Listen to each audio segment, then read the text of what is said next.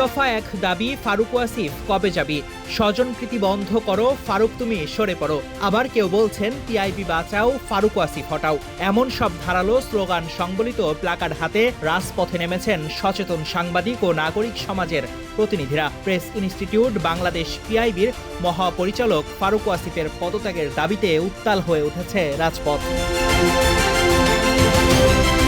PIB মহাপরিচালক ফারুক ওয়াসিফের বিরুদ্ধে নজিরবিহীন অনিয়ম, দুর্নীতি ও স্বেচ্ছাচারিতার অভিযোগ এখন তুঙ্গে। সম্প্রতি দৈনিক কালের কণ্ঠে একটি অনুসন্ধানী প্রতিবেদন প্রকাশের পর বিষয়টি নিয়ে সাংবাদিক মহলে তীব্র প্রতিক্রিয়া সৃষ্টি হয়েছে। প্রতিবাদ সমাবেশে উপস্থিত বক্তারা তাকে দুর্নীতিবাজ আখ্যা দিয়ে অবিলম্বে সরকারি প্রতিষ্ঠান থেকে তার অপসারণ দাবি করেন। 400 সাংবাদিকের ভুয়া স্বাক্ষর জাল করে এবং বিভিন্ন বিশেষজ্ঞদের স্বাক্ষর জাল করে উনি 2 দিনে 24 লক্ষ টাকার ভুয়া বিল ভাউচার তৈরি করে উনি আত্মসাৎ করে বৈধ এবং নীতি বহির্ভূতভাবে বিভিন্ন পদে ওনার বন্ধু বান্ধব, আত্মীয় স্বজন, ওনার কাজের ছেলে, কাজের মেয়ের, কাজের মহিলার আত্মীয় স্বজন দিয়ে 39 জনকে এখানে নিয়োগ প্রদান করেছেন। এক্সট্রিম মশার কয়েল প্ল্যান্ট ফাইবার দিয়ে তৈরি, তাই সহজে ভাঙে না, সুগন্ধিযুক্ত ও নিরবিচ্ছিন্নভাবে জ্বলে। ডেঙ্গু, চিকুনগুনিয়া বাহি সহ যে কোনো মশার বিরুদ্ধে দেয় এক্সট্রিম সুরক্ষা। পিআইবির মতো সারা বাংলাদেশের সকল স্তর থেকে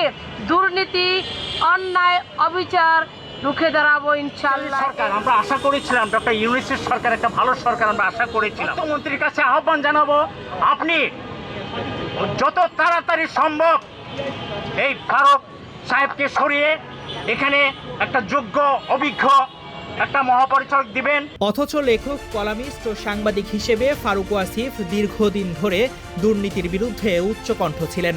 ব্যক্তি ও প্রাতিষ্ঠানিক দুর্নীতি কিভাবে রাষ্ট্র ও অর্থনীতিকে পঙ্গু করে দেয় তা নিয়ে নিয়মিত লিখে গেছেন তিনি। কিন্তু ভাগ্যের পরিহাস, পিআইবির মহাপরিচালকের চেয়ারে বসার পর তার বিরুদ্ধেই উঠেছে আর্থিক অনিয়ম, জাল স্বাক্ষর ও ভুয়া ভাউচারের মাধ্যমে অর্থ আত্মসাতের গুরুতর অভিযোগ।